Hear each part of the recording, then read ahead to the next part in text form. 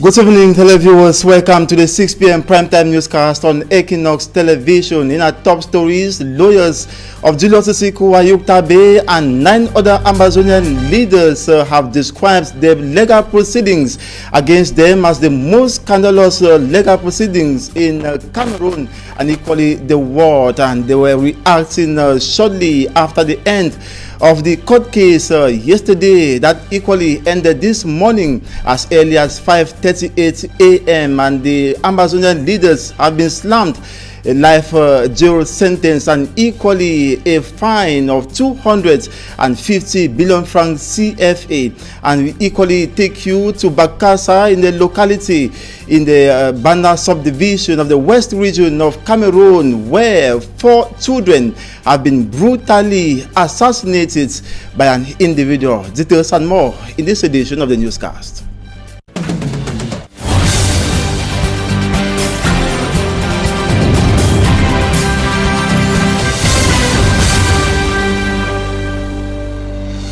Once again, good evening to you and welcome to the 6 p.m. primetime newscast on Equinox Television. I am Innocent Aze.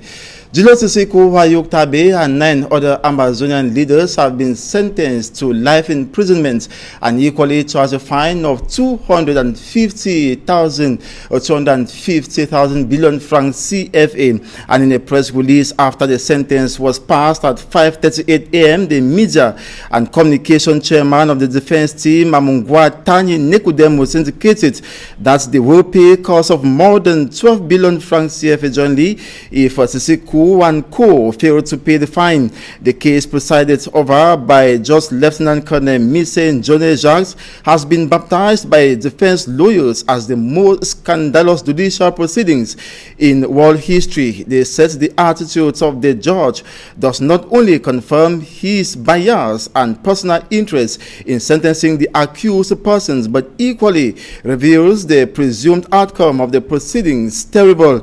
Ayuktabe and companions were arrested in Nigeria early January last year and extradited to Cameroon, where he appeared in public after 10 months of secret detention. Secession, terrorism, hostility against the fatherland, plus non-possession of the national identity card were the charges against them.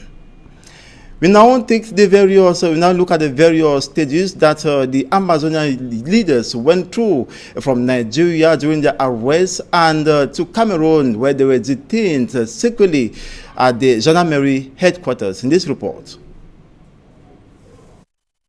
Julius Sisiku Ayuktabe, who declared himself president of a new republic called Amazonia in October 2017, was arrested alongside 46 others in a Nigerian hotel early January 2018 and extradited to Cameroon, where they spent 10 months at the gendarmerie headquarters with no one aware of their whereabouts before being transferred to the Kondengi maximum security prison. It inflamed the armed conflict when it was rumored to separatists the Amazonian leaders had been killed.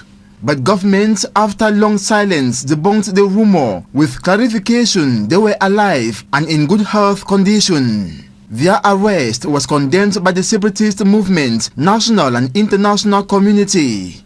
Nigerian human rights lawyer Feni Falana asked President Muhammadu Buhari to order their release and warned that their arrest was illegal. The Naira 10 made their first public appearance on the 2nd of November 2018. Barrister Frudzonso, who led the defense team, appealed the Amazonian leaders be freed but was rejected when their case started on December 6, 2018 at the Yaoundé Military Tribunal. Sisiku Ayuktabe proposed to speak with the head of state one-on-one, but this was rejected. Ayuktabe and his companions were charged with secession, terrorism, hostility against the states of Cameroon, and non-possession of the national identity card. They rejected their Cameroonian nationality when their names were read in court, correcting they were Southern Cameroonians and Amazonians. The case was adjourned and a delegation of Nigerian lawyers demanding the return of the refugees or asylum seekers, as they termed, to Nigeria with compensation to them. Deaf ears were paid as original copies of documents demanded by the military court were not presented.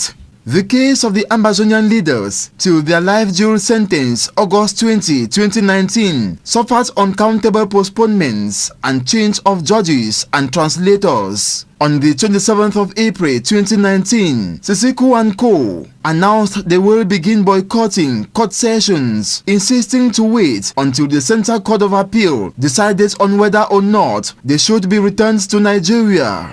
Before the life sentence, Ayuk Tabe and his companions on July 30th, 2019 began a hunger strike over the disappearance of Anglophone inmates at Nkunengi Central Prison and Boya Central Prison. The hunger strike lasted over a week when lawyers, right groups and government confirmed the inmates were alive, opposed to rumor they were killed following riots on July 22nd and July 23rd in the Nkunengi Central Prison and Boya Central Prison respectively. This act of solidarity was followed by Monday's court case, which extended up till Tuesday morning, August 20, 2019, with life sentence slammed the Ambazonian leaders and a fine of 250 billion francs CFA to be jointly paid.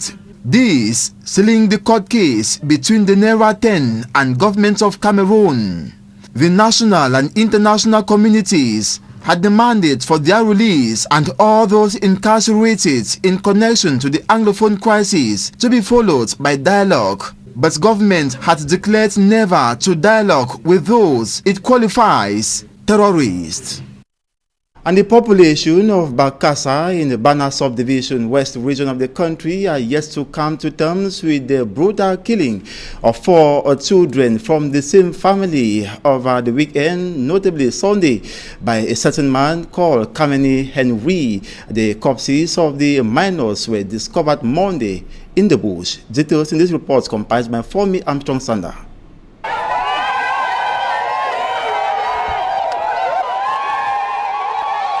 Gathered at the premises of the Bafang District Hospital mortuary, these people are shocked, hurt and manifesting their anger after the corpses of 4 kids, ages 4 and 8, were deposited at the hospital mortuary.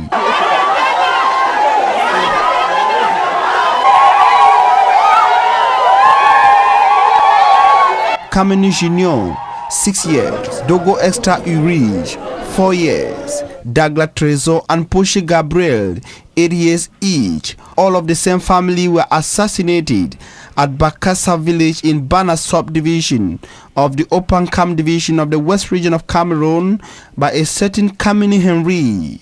Family members are inconsolable.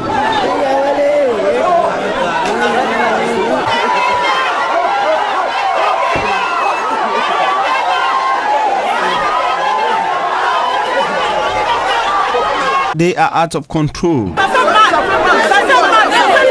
The shocking news went round and more persons gathered to render mob justice on the suspected murderer who, through the help of elements of the National Gendarmerie, was hurried to the Bafang Gendarmerie Brigade.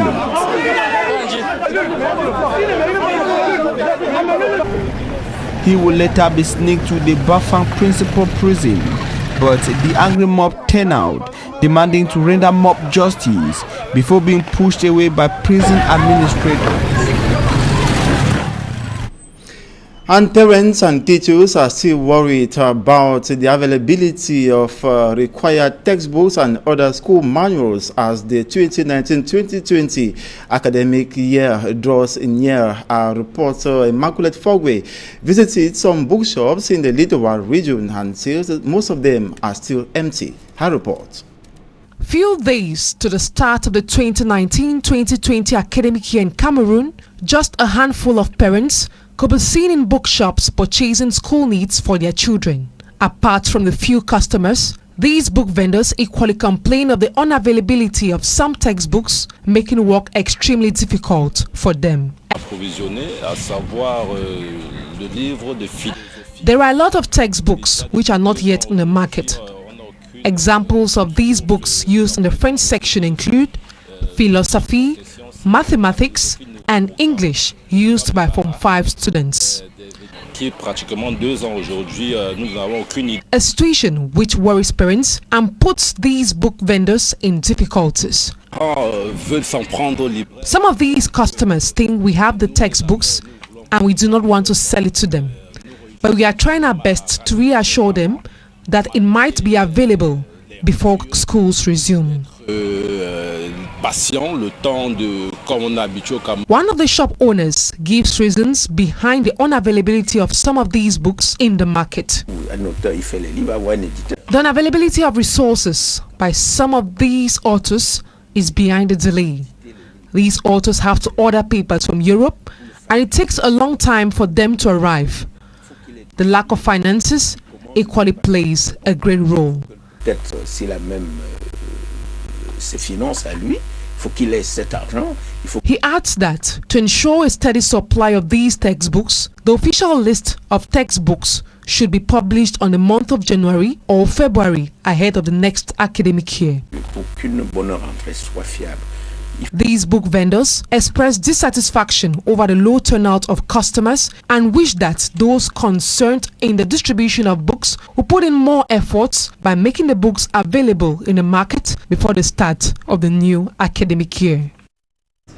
As still in education, preparations are gearing up ahead of the next school year. That's come September the 2nd. Focus is not only on the availability of textbooks and other manuals to be used during the academic year, and teachers are also mobilizing or sharpening their skills to impart knowledge that will enable pupils and students produce tremendous results. For instance, teachers and educational stakeholders converse on the campus of the Atlanta Comprehensive School in Bonnerberry, Douala 4 subdivision this day for this goal, and visiting educational stakeholders from the Northwest, Southwest, and equally Douala plus Yaoundé equally gave some of the strategies to the teachers on how they can better their skills and equally empower the students for tremendous results. Here is an excerpt of the National Pedagogic Inspector Lanka Ndumu,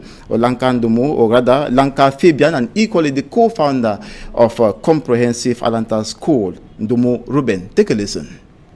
Our purpose is to prepare the 2019-2020 academic year in the Atlantic Comprehensive College.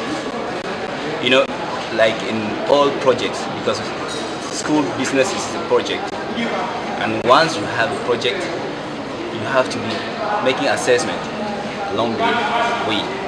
You have to carry out evaluation gradually to see what is not going, so as to carry out remediation. So since we are 2 weeks away from school reopening, we thought it wise that it would be good enough for us to come and revisit last year, see what we did not do well. We now go to advertorial to tell you about school resumption still, how preparations are heating up, and the group Scolaire Bilingue La Référence, situated in Bonnerberry in the Douala 4 municipality, is equally preparing ahead of the 2019-2020 academic year. More in this report. Welcome to La Référence Lac Mago Bilingual School Complex, an outstanding school which inculcates into learners good values and know-how. Dissected into two, La Référence Lac Mago graduates on a yearly basis pupils of the pre-nursery, nursery, and learners who have gone through class 1 to 6 for the Anglo-Saxon system. La Référence Lac Mago School Complex is a lay private institution with a complete nursery and primary section. The nursery section, which is bilingual, goes from pre-nursery till nursery 2 and from petite section to grande section. At the level of the primary, we have the Anglo-Saxon system of education from class 1 to class 6 and the French subsystem of education from CIL to CM2. As well as pupils of the Francophone section who have gone through CIL to Comoin 2. The results remain outstanding. Our performances were as follows during the 2019 academic year. The general common entrance, we had 100% with the best candidate of Government Technical Bilingual School, Bonaberi, coming from La Référence Lagmago Bilingual School Complex. The first school living certificate, 100%. The concours d'entrée en 6e, 83.33%. And the certificate d'études primaires, 100%. Excellent results explained by the hard work of the school staff, which efficiently offers free holiday classes to all its pupils. An intense period of learning. I'm a parent here in Groupe Scolaire Bilingue La Référence. We all know this school is a very great school in the way they train and bring up kids. Particularly my kid who was in NZ2, as I speak now, my kid can read and write in NZ2. So I appreciate the work Groupe Scolaire La Référence are doing. Learning in a convenient and clean environment is also what makes the school outstanding. A water system is put in place with a modern toilet at the disposal of pupils. In La Référence Lagmago School Complex, the compound is very clean and all the measures are taken to ensure the security of children and staff. The foundation has prepared a playing ground well equipped with a diversity of toys for kids and pupils to relax during break time. A computer lab well equipped with a qualified teacher for practical lessons. Opened to every parent, registration, which has commenced since July 8, remains affordable.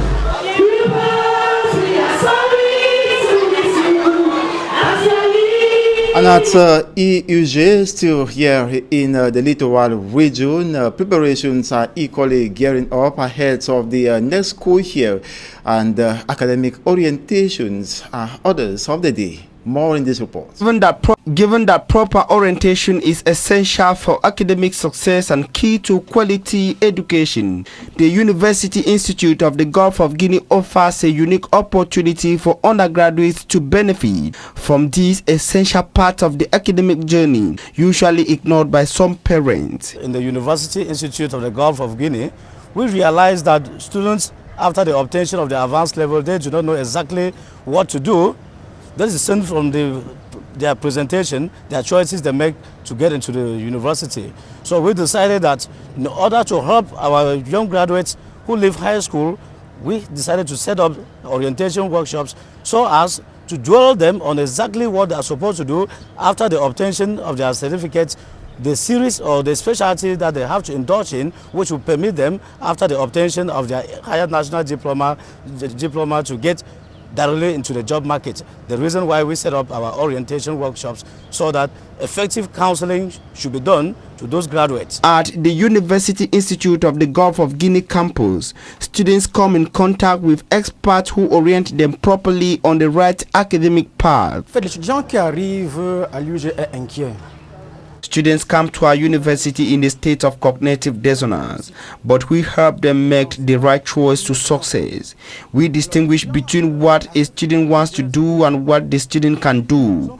We prioritize professionalism and the chances of getting easily employed after school. Donc, c'est notre travail.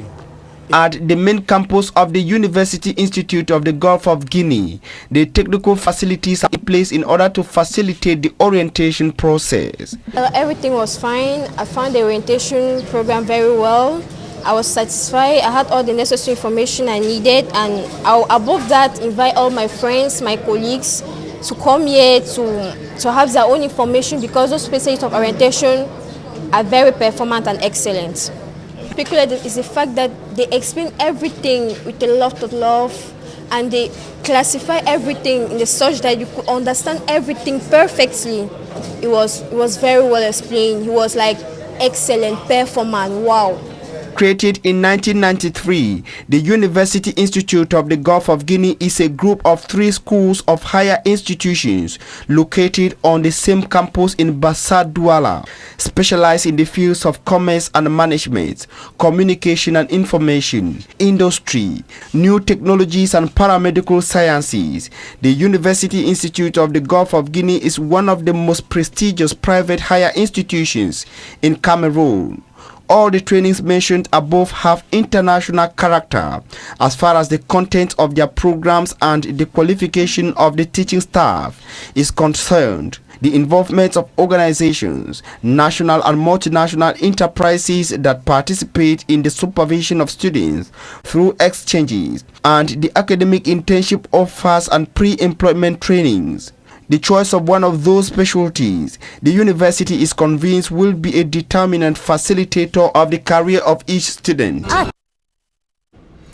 Up next is Talking Point.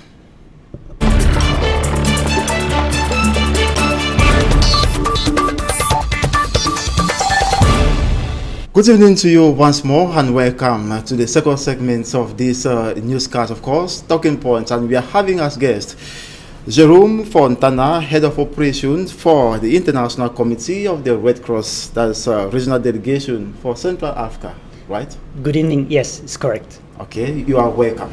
Thank you so much for receiving me. You are coming at the time when there's crisis rocking the northwest and southwest regions of Cameroon, and we equally know that the International Red Cross, the Red Cross team, has an important role to play. What role has the Red Cross team been playing so far since the birth of the Anglophone crisis? Well, actually, the International Committee of the Red Cross, we are specialized in helping victims of armed conflict and other situations of armed violence. So really our main focus in Cameroon is the situation in the far north, where many people have been displaced, as well as obviously and increasingly in the northwest and southwest regions. We have smaller activities for the refugees for Central African Republic in the east of the country. And what kind of activities do you give to the persons in need? Well, actually, the main field of activities is what we call protection activities. So it includes 2 different aspects. First of all is visiting prisoners, people who are detained because of armed conflict or armed violence, and we try to monitor the living condition, whether they have access to food, water, family visits, legal safeguards, as well as whether they are well treated or ill treated. In case there are some problem regarding the treatment of the prisoners, we can report that to the authorities and ask for some recommendations. That's what we call protection activities. The second aspect of the activities are about populations affected by the conflict, when villages are burnt or when there are some killings which are illegal. We compile all this information and we try to intervene towards the responsible parties to try to improve the situation. And you visited some of the detention facilities to equally find out about the living conditions of the inmates. What did you actually realize? What did you note, especially in the northwest and southwest regions? Well, all these visits are conducted to have a clear picture of what's happening. So we don't try to report the situation worse than it is or better than it is. It's just like a neutral, impartial assessment of the situation. All these exchanges are with the authorities, the Ministry of Justice or the Ministry of Territorial Administration, where we share our findings confidentially. Now, what I can say is that basically through the visits, we try to support the authorities of improving the living condition. We can see that in some prisons, the situation has improved also because we can bring direct assistance, whether in terms of medical care, whether in terms of food, or in some prisons we build kitchen, we build water towers so that detainees can have better access to water. And some of the prisons that you say are better equipped now, can you name some of them? You know, you've been in the field. Well, exactly. Yes, we have been having many activities to support the facilities in Maroua prison, for example, Kouseri, Bertoua. We will start in Boya prison because we also launch our activities there. We visited Bamenda prison and we will go next to Douala. Wow, you seem to have been in the conflict-hit region. Tell us, how hot is it and how challenging has it been for you to go about your activities, especially in the northwest and southwest regions? What are the difficulties that you encountered? Well, actually, the main difficulties are security constraints, because of the many groups that are active in northwest, southwest, because of criminality, because of different constraints we have, for people to know who we are, to know our activities, and to know that we have absolutely no political agenda. So the main challenge for us is to get accepted by all sides, and that people know that we're only there to help civilians, to help populations. And once we have this acceptance, our work is easier. But as you know, the situation is very complex. So now we develop mostly activities, field activities in the FACO division, where we have been able to go to the field. We will move next to Meme, and like that spread to try to reach as many people as possible. Okay, talking about the security situation, I believe as an international organization, you were certainly accompanied maybe by a battalion of military men. Actually, no. We don't take any armed escort, because if we start having armed escort, we fear that we might be attacked because of the escort. So the only security we have, and it's very important for me to explain that very clearly, is to be accepted by populations and by actors in the field. Once they know who we are, once they know that we have absolutely no political agenda, we have no part in solving the crisis, we are just here to try to alleviate the suffering of the most affected populations. Okay, let's look at the refugee situation in the northwest and the southwest regions. You know, some of them are in bushes. Some of them are in very enclave places where nobody can even dare go. I don't know if you equally visited some of those refugees who are living in bushes and other risky areas. How is their living condition? Well, actually, when we speak about refugees from Northwest, Southwest, we can also speak about the refugees who are in Nigeria. You know that there are 36,000 refugees in Nigeria, and there we have a team in Port Harcourt assisting refugees on the Nigerian side of the border. So that's easier. As you said, the main concern we have is to be able to have access to people who are trapped close to their place of origin because they cannot move. And having access to people who are in the bush is extremely difficult. So we, again, is by building understanding, by having contact with people in the field, that slowly we can move to the remote areas. And what did these people tell you actually as a humanitarian organization, an organization that is coming to help them out from out of the problems or the difficulties they're facing and the rest? Well, we hear terrible stories, to be quite frank with you. We are very much concerned about the level of suffering, which is tremendously high, and we are very much concerned that the assistance or the relief which is delivered to this population are just a very small part of the needs. I mean, it doesn't cover by far the needs, and there more needs to be done. So we hear very dramatic stories, not only of people who have lost family members because of the fightings, but also dramatic stories of lack of access to medical care. Like very simple, basic services that should be functioning in normal times are completely disrupted, and some families don't have access anymore to medical care or clean water.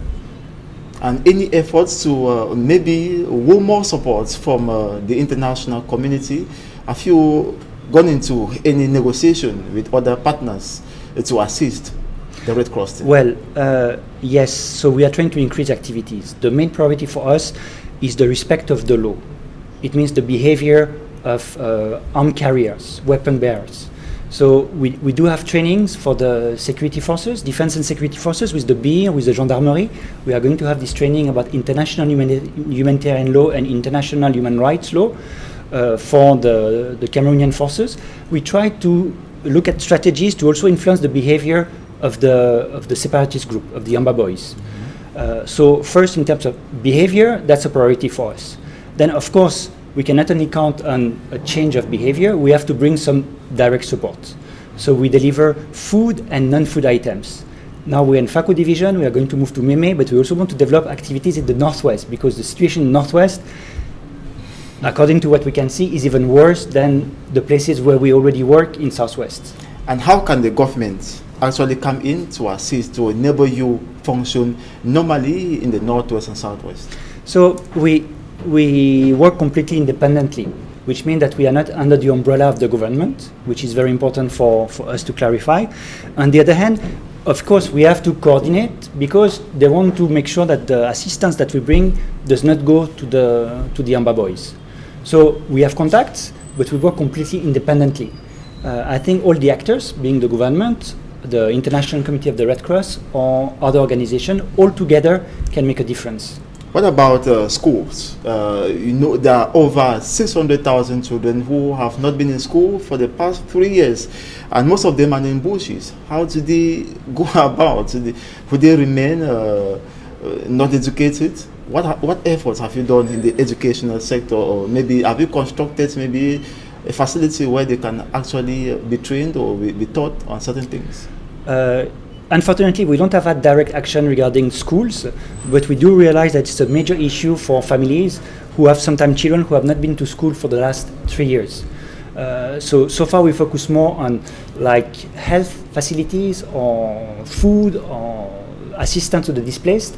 We have not yet focused on schools, but the right to education at any time is also something which is very important. Okay, and you equally notice that health is equally very, very important. Like you have destruction of hospitals, you have other hospitals whereby nobody can even dare go just because of the armed conflict, the crossfire. I don't know if you equally visited some of those people, especially the hospitals where some patients were equally burned alive. Yes, definitely. As far as we know, more than half of all the medical facilities in Northwest Southwest are not functional anymore.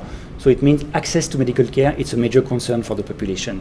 And it's not only for people who might have been injured or wounded because of the crisis, but also very basic needs to access to medical care, like pregnant women, just to go and deliver safely. It's a concern. Also, what is very important for us is that all medical personnel and infrastructure are respected. They should not be targeted by any side in this crisis. So we try to improve the respect for medical personnel and medical facilities. Okay, and just looking about maybe young girls, they will say the women are mostly the backbone of the society. Without the women, the society cannot function. But you have most of them who are vulnerable, they're in bushes, they have young girls who are pregnant and so on. They are calling for help on a daily basis. How can we actually analyze the situation, especially when the Red Cross team is concerned? What special support or treatment do you give these young girls and women who are mostly those who have been displaced or affected by this crisis? Yeah, that's correct. I mean, we have a major